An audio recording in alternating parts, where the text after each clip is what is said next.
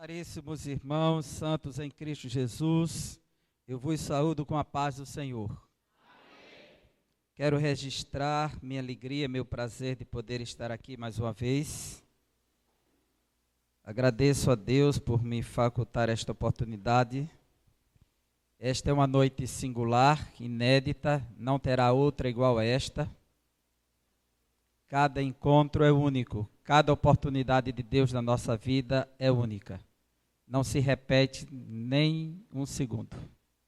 Então vamos aproveitar o máximo deste presente do Senhor na nossa vida. Agradeço ao pastor Maurílio pelo convite, pela confiança. E nós vamos estar abordando na primeira palestra sobre o tema do discipulado. E a missão de discipular, conforme me foi outorgado este tema, quero tratar nele. Então, eu gostaria de convidar a igreja para estarmos lendo no Evangelho de Mateus, capítulo 28. E aí você guarda o seu texto aberto, por favor. Mateus, capítulo 28.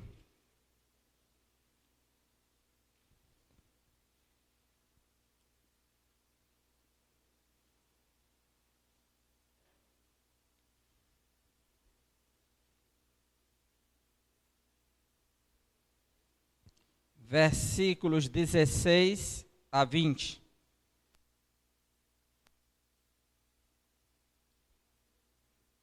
Mateus, capítulo 28. Versículos 16 a 20. Que diz: E os 11 discípulos partiram para a Galileia, para o monte que Jesus lhes tinha designado. E quando ouviram, o adoraram, mas alguns duvidaram. E chegando-se Jesus, falou-lhes, dizendo: É-me dado todo o poder no céu e na terra. Portanto, ide, ensinai todas as nações, batizando-as em nome do Pai, e do Filho, e do Espírito Santo, ensinando-as a guardar todas as coisas que eu vos tenho mandado. E eis que eu estou convosco todos os dias, até a consumação dos séculos. Amém. Vamos orar, irmãos, mais uma vez. Pai querido, no nome de Jesus, queremos te louvar, te bendizer, te glorificar, te adorar com a nossa alma, com o nosso ser, com a nossa mente, com o nosso corpo, com o nosso entendimento, com as nossas forças. Por tudo que tu és, por tua glória, majestade, poder, sapiência, glória, bondade e misericórdia para conosco. Queremos te louvar por tua palavra que acabamos de ler. E queremos te pedir que o Senhor esteja trabalhando em nossa mente, em nosso coração, em nossas vidas, em nossos destinos por meio dela, Pai. Nos orientando, nos capacitando, para que no abrir dos nossos lábios, a tua palavra possa soar aos nossos ouvidos. Pai, nos ajuda com a tua graça, nos direciona com o teu Santo Espírito, no santo nome de Jesus. Amém. Meus queridos, a missão de discipular, grande tema, grande responsabilidade, é dado à igreja, que é o ato de discipular. E quando nós atentamos para esse tema, a missão de discipular, e nos vem aquela pergunta: o que seria a missão de discipular? Quem deve discipular? Porque devo discipular? São perguntas que não quer calar, que vem à nossa mente, o nosso coração, e nós precisamos tratar deste assunto com uma seriedade profunda. A última obra do teólogo inglês John Stott foi O Discípulo Radical. E ele levanta 9 teses pelas quais devemos ser um discípulo e um discipulador. E quando tratamos do tema discipulado, lembramos do período da Segunda Guerra Mundial, quando na Alemanha surgiu um movimento que enxergou diferente das outras igrejas o que Hitler fazia, o que aquele movimento se realizava. E ali um pastor chamado Dietrich Bonhoeffer escreveu um livro, O Discipulado. E ele completou essa obra e é um marco na história da igreja. Quem quiser entender o que é o discipulado no sentido profundo, dentro de um contexto em que a igreja precisava entender o que era ser um discípulo de Cristo, precisa ler Dietrich Bonhoeffer, O Discipulado. Então, nesta noite, queremos abordar sobre a missão de discipular. E antes de abordarmos de forma mais específica, vamos iniciar definindo os termos. Gosto muito de definição terminológicas, porque nos ajuda a compreender um pouco mais aquilo que estamos tratando, abordando, e é uma propedêutica sintética a este tema, mas que os irmãos atentem conosco para que haja um esclarecimento dessa palavra discipular, que transcende o sentido de um verbo de ação. O que seria o discipular? Para entendermos o discipulado e o discípulo. E o mais importante, que o Espírito Santo nos faça compreender o nosso papel. Então, o conceito de discípulo vai além de aluno, aprendiz ou seguidor. Vai muito além de um significado. É um discípulo, é um aprendiz, é um seguidor. Transcende esta ideia. E por quê? Vamos ver à luz das Escrituras. Quando atentamos para esse texto de Mateus, capítulo 28, os versículos 16 a 20, nós aqui já temos um parâmetro, uma diretriz para onde queremos chegar. Um mapa para tratarmos dessa missão de discipular. O Novo Testamento nos apresenta pelo menos 4 palavras gregas relacionadas ao discípulo, ao discipulado, ao ato de discipular. São palavras correlatas a esta missão. De sorte que o Dicionário Internacional de Teologia do Novo Testamento, que é grego-português, trata das 4 de forma sequenciada, sem querer desmembrar uma da outra, os conceitos estão interligados. E eu quero trazer para nós nesta noite, porque dentro desse texto que lemos, nós vamos encontrar aqui 4 fundamentos que exigem de nós uma atenção indispensável para a efetivação da missão de discipular. Então, o primeiro princípio que queremos elencar aqui, e para que fique claro para todos nós, que para desenvolver a missão de discipular, o primeiro fundamento, o primeiro requisito exigido, a partir do texto eu quero inferir, é que para desenvolver a missão de discipular, primeiro, diga comigo, é preciso ser um discípulo de Jesus. Não podemos falar de discipulado e da missão de discipular sem sermos discípulos verdadeiramente de Cristo. E um discípulo, ele transcende a ideia de um religioso. Transcende a ideia de um membro de uma igreja. Transcende a ideia de alguém que está acomodado numa zona de conforto, inserido num contexto cultural evangélico, em que ele gosta dessas canções, ele gosta desse ritmo, ele gosta desse espaço, mas ele não tem o perfil de um discípulo. Ele tem o perfil de alguém que está acomodado a uma zona de conforto, a um espaço, e cumpre a sua missão religiosa de estar aqui nos dias, ou na sua denominação, no seu espaço religioso, mas não desenvolve de fato um ato discipulativo, discipulador. E é sobre isso que queremos meditar, porque para ser de um discipulador é preciso ser discípulo de Jesus. Só pode realizar a missão de discipular quem for de fato um discípulo de mestre. se torna inconcebível falarmos de discipulado a um grupo não discipulado. Falar de discipulado a um grupo não discipulado se torna contraditório, inaceitável. Porque o texto começa dizendo assim: e os 11 discípulos partiram para a Galileia. Nós vamos encontrar nesse texto aqui a grande comissão de Cristo, o grande mandamento, mas ele vai dar para quem já é. Ele vai dar a missão de discipular para quem já é discípulo. O texto começa afirmando literalmente: os 11 discípulos foram para a Galileia, para o monte que Jesus lhes indicara.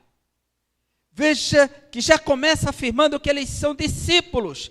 E a palavra que está aqui é o matetés, que é o singular. No grego está matetai, que é o plural. E a palavra matetés, ela define a ideia dos seguidores de Jesus. Sempre que é dado o termo discípulo, é dado com essa palavra, matetés. E matetai no plural. Este substantivo deriva do verbo grego mantano. E essa palavra que dá origem à palavra matemática. Esse verbo dá origem à palavra matemática. E o mantano no grego clássico significa literalmente adaptar-se, preparar-se para, acostumar-se. Então, ela começa afirmando o verbo mantano que é alguém que se ajusta a algo, que se adapta a algo. Não é alguém que simplesmente se aproxima, acostumar-se. Em Homero, mantano significa adquirir ou adotar, aprender, seja através do ensino, seja através da experiência. Este é o sentido do verbo. Um homem é chamado matetés, discípulo, aprendiz, quando se vincula a outra pessoa a fim de adquirir seu conhecimento prático e teorético. É chamado para um aprendizado prático e teorético. Este é o princípio que era dado àquele que é chamado de matetés, discípulo, que para os hebreus é chamado de talmide. Talmide é o discípulo. E aí que você vai ter aquela palavra famosa, Talmud, né? O talmide, que é o seguidor. E uma coisa interessante é que os judeus, nas suas escolas, a yeshivá, que é a escola judaica de ensino, de discipulado, era feita com a nata da sociedade. Os rabinos, os mestres, os rabis, quem escolhiam os melhores. Era um processo seletivo e só fazia parte de tal escola quem tivesse condições, um perfil. Então era escolhido. Você pode observar que a história de Saulo de Tarso, ele era um dos melhores, o seu pai era um empresário, o enviou para estudar na escola do rabino Gamaliel. Então, quem tem condições, envia os seus filhos para aquela formação. Jesus forma uma equipe de talmidins de forma diferente. Ele não foi escolhido para ser o mestre deles. Ele quem escolheu os discípulos. Ele não foi escolhido porque alguém tinha condições de bancar o ensino de Jesus. Não, Jesus quem saiu na beira-mar, onde tinha uma banca de imposto, a entrada de imposto, onde tinha alguém, Jesus foi em busca. E Jesus não procurou aqueles que podiam pagar, que tinham qualificações extraordinárias. Ele procurou aqueles que ele quis que fossem os seus discípulos. Eu vos escolhi.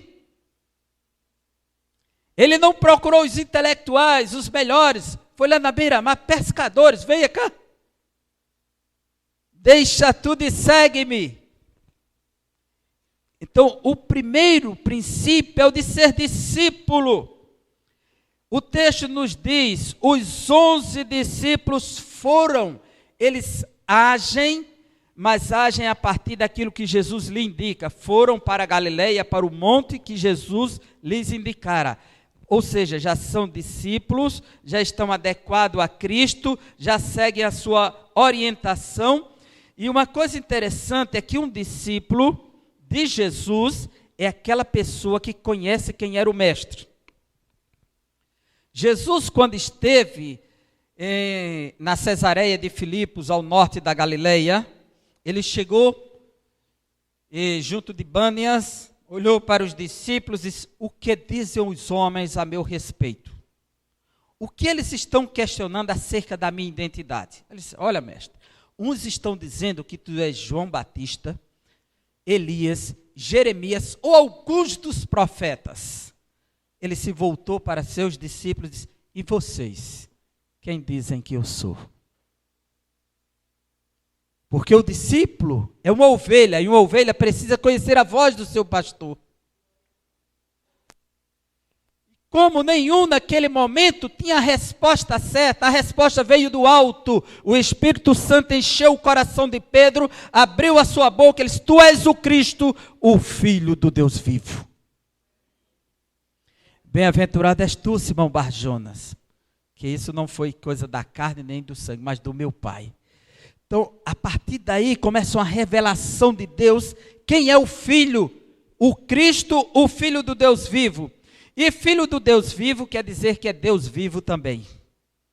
E aqui nós vemos que o discípulo, ele reconhece, e porque ele conhece o seu mestre, ele se prostra, ele é um adorador, é alguém que sabe a quem está servindo, porque o texto diz assim: quando o viram, o adoraram.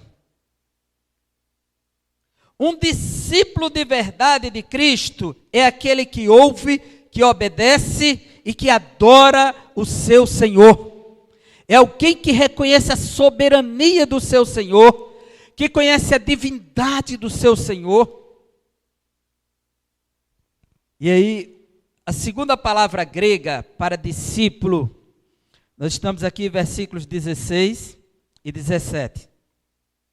E a palavra grega, a primeira é o matetes. E a segunda palavra que define o discípulo e o discipulado é acoluteu. Acoluteu. Acoluteu. Acoluteu. Esse lutel é um O com U, que é um ditongo. Acolutel. Escreve acolutel, mas lê acolutel.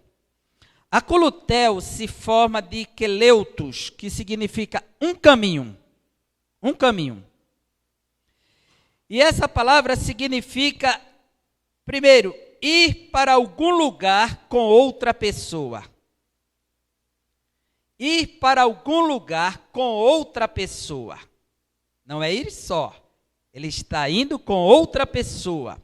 Esta palavra significa acompanhar, ela significa ir atrás de alguém, ela significa seguir.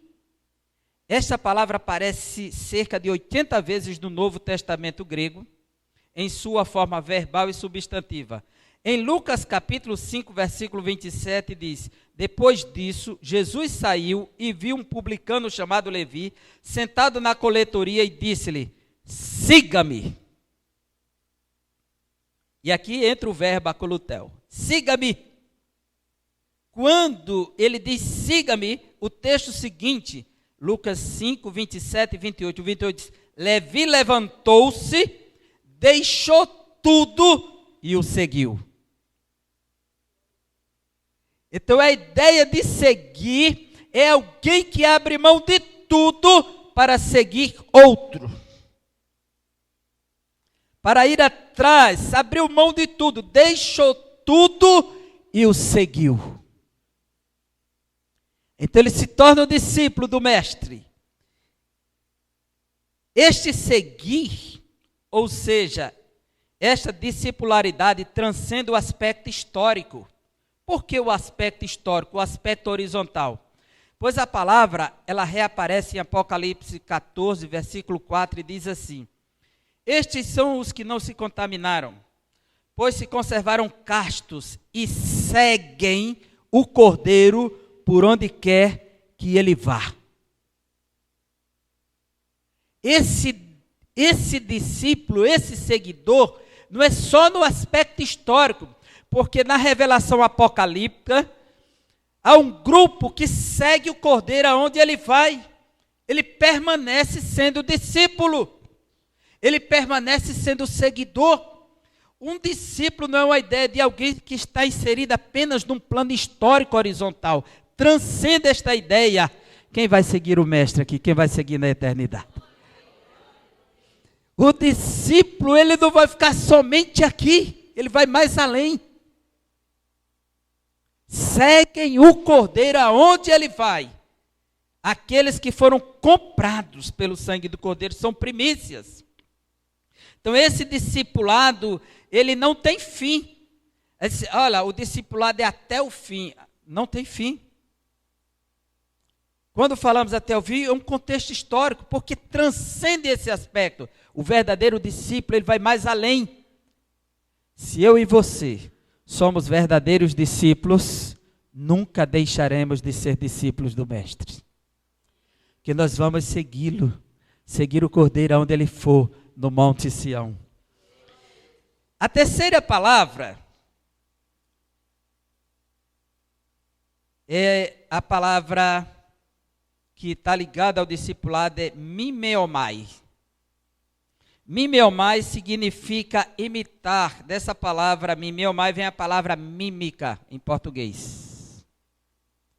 Mímica. Essa é uma palavra que aparece ligada ao ensino e aqueles que têm que imitar o mestre, que têm que repetir o padrão do mestre, o estilo do mestre. É alguém que está pronto a copiar o seu Senhor. Veja que um aluno, um aprendiz qualquer de uma escola, ele não é um discípulo no sentido pleno da palavra grega. Porque a gente vai para a escola, aprende os conceitos da matemática, história, geografia, seja lá o que for, mas a gente não imita a conduta de professor, não. A gente não imita o padrão do professor. A gente não vai seguir os passos dele. Ele pode ter lá seu padrão de vida, um modelo, um estilo, um perfil, e não tem nada a ver conosco, só o conteúdo. Mas o discípulo não, é alguém que imita, ele não só pega o conteúdo, não somente a experiência, mas ele precisa se parecer com o mestre, imitar o mestre na conduta, no ser, no agir. E a expressão máxima de Cristo em João 13, assim como eu fiz, vocês devem fazer, de igual modo. E ele fez um ato físico, ele lavou os pés dos discípulos. E assim como eu fiz, vocês devem fazer, devem imitar, devem seguir o padrão. É o modelo que ele apresenta. Então, essa palavra, segundo W. Balder, ele diz que essas palavras são empregadas com um alvo ético imperativo. É o imitar a ética do mestre. No Novo Testamento ela está sempre ligada a isso, ela se vincula com obrigações a um tipo específico de conduta, se aplicam a pessoas específicas que são obviamente exemplos vivos para a vida e para a fé. Então, esse é o conceito de imitar. A quarta palavra, que estamos ainda no primeiro fundamento, ser discípulo. E um discípulo, ele precisa seguir, ele precisa ser um aprendiz, ele precisa ser um imitador. A quarta palavra ligada ao discipulado é opissor. Opissor. É uma palavra grega que aparece diversas vezes no Novo Testamento e trata-se de um advérbio de tempo. E ela sempre está traduzida como atrás. Está sempre ligada àqueles que estão atrás de Jesus. Na jornada com ele, atrás, essa palavra. Então, ela se torna importante porque ela dá a ideia de seguir, é o mestre na frente e os discípulos atrás. E este seguir a Cristo nos mostra a grande responsabilidade da missão de discipular. Que nós partimos deste princípio que para desenvolver a missão de discipular, a missão do discipulado é preciso ser discípulo. É preciso estar identificado com o mestre, é preciso saber identificar o mestre, é preciso estar adequado ao mestre. Então estas palavras definem o conceito essencial de discípulo, assim sendo o matetés, aquele que adaptou-se ao mestre, o acolutel, o seguidor que deixou tudo pelo mestre, é um mimeomai, ou seja, um imitador de seu mestre, pois é um opissor, aquele que vai atrás do mestre. Então nós estamos nessa jornada de discipulado. Segundo princípio, ou fundamento para o discipulado. Diga comigo, o senhorio meta-universal de Cristo. Se nós não reconhecermos este aspecto do senhorio de Cristo, jamais iremos desenvolver a missão de discipular. Porque se não há reconhecimento de quem era o seu Senhor, não haverá obediência.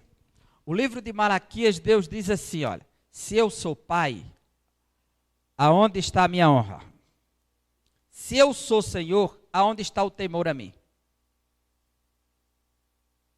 Eu quero saber. Deus começa questionando o seu povo, porque Ele é Senhor, Ele é Pai, Ele é dono, Ele é soberano.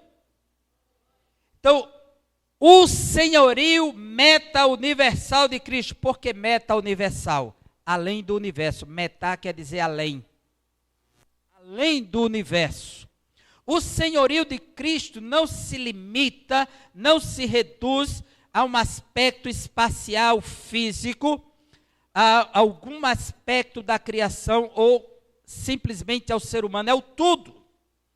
Os irmãos lembram que Jesus, Ele mandou o mar se calar. Jesus mandou o vento se aquietar. Jesus andou sobre as águas. Ele é Senhor sobre tudo. Não é apenas sobre os demônios, as forças do mal. Ele é Senhor da criação.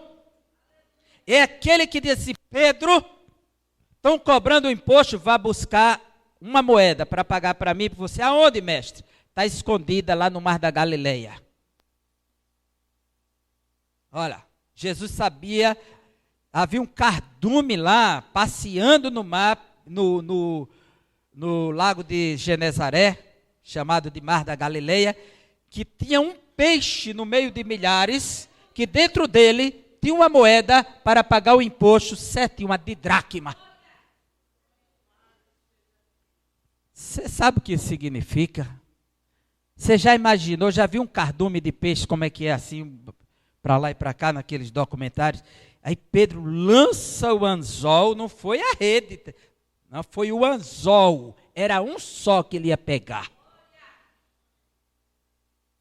Que se lance a rede e aí vai partir dos peixes. Mas não, é aquele que conhece tudo, domina tudo, é soberano sobre a sua criação. Imagina o impacto desse discipulado de Pedro, sabendo quem é o seu mestre, quando ele abriu um peixe, está uma didracma lá, que valia por 4 dracmas.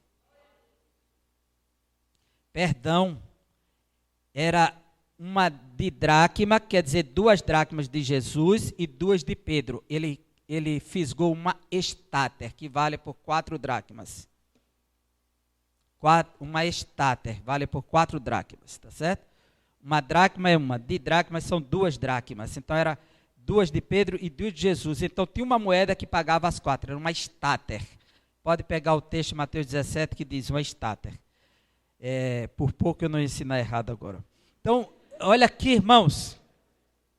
Versículo 18, diz assim: então Jesus aproximou-se deles e disse: foi-me dado toda a autoridade no céu e na terra. Há uma tradução que diz poder. Nunca confunda aqui a ideia de poder com a ideia do poder de realizar, o dunamis. Não. Nós temos 4 palavras gregas para poder, e a palavra que está aqui é exousia. Essa aqui é autoridade, governo, domínio. E quando Jesus diz assim, foi-me dado toda a autoridade no céu e na terra, no português, olha as preposições, no céu e na terra. A ideia de nu, sempre dentro, locativa, espacial. Mas o texto grego nos dá uma dimensão maior, porque ele vai dizer assim, edote, que é dado, moi, passa, todo, exousia, poder. Em Uranu, dentro do céu, todo o poder foi dado a ele. Em Uranu, dentro. É a dimensão espacial locativa, lá dentro. Mas quando ele diz assim, olha, em relação à terra, eles cai epideges. Já ele não disse e na terra, ele não disse, ele cai epi é sobre. Quer dizer, transcende a ideia de terra, porque engloba o universo, engloba toda a criação. A autoridade dele não é só sobre a terra. O texto diz que é sobre tudo. Transcende, é meta-universal o senhorio dele. Então, se nós não reconhecermos que Cristo é Senhor sobre tudo, sobre todas as coisas, nós não vamos nos adequar ao seu discipulado. E ter essa percepção de obedecer àquele que é Senhor de tudo. Então, em questão de tempo, vamos para o terceiro fundamento, para a missão de discipular. Diga comigo, a universalidade da missão. Primeiro, eu tenho que ser discípulo. Segundo, eu tenho que reconhecer que o senhorio do meu Senhor, do meu Mestre, transcende a ideia do aspecto histórico, local, apenas de igreja, apenas de uma pessoa, mas Ele é Senhor de tudo. Ele comanda todas as coisas, e agora que pertencemos a Ele, devemos nos submeter a Ele na sua plenitude. Como disse Abraham Kuyper, teólogo holandês, quero dizer, não há 1 milímetro sequer da nossa existência que Cristo não reclame, é meu. 1 milímetro sequer da nossa existência, em mim e você, que Ele não diga, é meu. É meu, é meu e é meu. Ele controla tudo, soberano. Então, essa ideia da universalidade da missão, versículo 19. Portanto, vão e façam discípulos. Ide e fazei discípulos. Essa ideia do imperativo que a gente tem aqui, no texto grego aqui, diz assim, é indo, fazei discípulos. Não é apenas ide, porque ide, então quando eu chegar lá eu faço. É indo, a partir do momento que eu saio, não é a partir do momento que eu saio da minha igreja, da minha zona religiosa, não é essa a ideia. A partir do momento que eu tenho encontro com o meu mestre, com Cristo, agora eu já vou seguindo, fazendo o discipulado. Sou discipulado para discipular. Então é indo, a partir do momento que nos movemos, já começa a missão de discipular. E essa missão ela é universal, para que eu não pense que ela se restringe à minha rua, à minha casa, à minha família, aos meus parentes, à minha nação. Não. É uma dimensão universal. Portanto, vão e façam discípulos de todas as nações. Mateteusate pantataetene, que é justamente a etnia. Todos os povos, todas as etnias precisam do discipulado, conhecer quem é Jesus. E quem é que vai fazer isso? Os discípulos que se encontram com o Mestre. Aqueles que já tiveram um encontro pessoal que foram marcados pelo seu poder, que já vivenciam essa dimensão de um novo nascimento, que tem a identificação com o Mestre. E quarto fundamento para a missão do discipulado, que o texto nos mostra aqui. Diga comigo, o Evangelho integral. O conceito de Evangelho é muito amplo. E Jesus deixa claro que diz assim: vocês vão fazer discípulos de todas as nações. A segunda parte do versículo 19 diz: batizando-os em nome do Pai e do Filho e do Espírito Santo. Observe que não falta nada em relação à doutrina. O Evangelho completo, ele fala do Pai, fala do Filho e fala do Espírito Santo. E quando ele diz para que façam discípulos, mas também batize, porque o batismo representa a aliança pública. Agora batize na fórmula, a fórmula de Jesus é essa: em nome do Pai. Aí não diz assim, em nome do Filho, em nome do Espírito. Diz, em nome do Pai, e do Filho e do Espírito.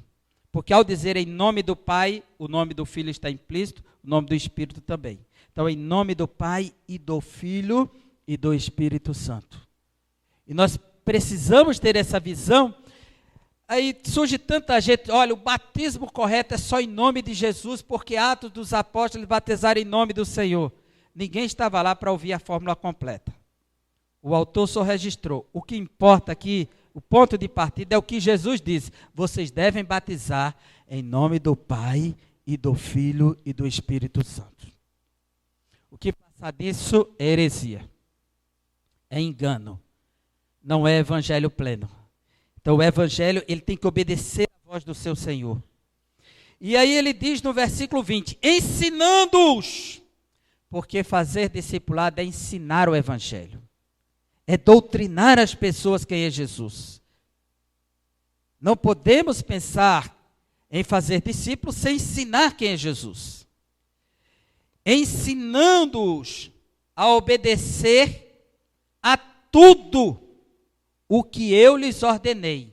Não é o que vocês vão ordenar. Ensinando-os a obedecer a tudo o que eu lhes ordenei. Eu participei de um batismo em que eu fiquei frustrado, porque as perguntas para batizar era assim: você está disposto a amar a sua igreja? Você está disposto a honrar o seu pastor? Você está disposto? Era tanta coisa em relação à própria denominação em si, que ofuscou o sentido do batismo, da aliança com Cristo, que não levava a pessoa para Cristo, mas amarrando o sujeito com o batismo à própria denominação. Você está disposto a dar as ofertas, os dízimos sagrados? Quer dizer, a preocupação toda era a sustentabilidade denominacional, eclesial, mas não vincular o sujeito a Cristo, porque o discipulado disse: ensinando-os a obedecer tudo o que eu lhes ordenei, os mandamentos de Cristo. E eu estarei sempre com vocês até o fim dos tempos. Olha só a promessa final. Façam isso, ensinando-os. Então, discipular é ensinar o evangelho. Agora o evangelho integral. O evangelho pleno. Quem é Jesus, seu senhorio, seu poder, sua divindade. O que ele quer da humanidade, a salvação, a libertação, a redenção. E confiar, porque o discípulo que é discípulo, ele confia no seu mestre. E Jesus mostrou quem ele era em cada vivência com os discípulos. Então, as considerações finais desse primeiro momento. A missão discipular só faz sentido quando consideramos esses fundamentos basilares que podem delinear a própria missão. A nossa problemática foi quem pode desenvolver a missão de discipular? Primeiro, somente aqueles que de fato são discípulos de Jesus. Segundo, somente aqueles que reconhecem o senhorio meta-universal de Cristo. Terceiro, aqueles que têm a consciência da universalidade do ato de discipular, que não se trata de uma missão apenas local, mas a partir de onde o centro desta missão é o próprio Cristo. Se ele é o centro de tudo, logo a missão de discipular é universal no plano histórico. Não pode fugir disso aqui. Quarto, sem a integralidade do Evangelho que ensina, batiza na fórmula trinitariana e conduz à obediência aos mandamentos de Cristo, não há como vivenciar a grande promessa aos discipuladores. Eu estarei sempre com vocês até o fim dos tempos. Amém? Que Deus abençoe. Esse é o primeiro momento.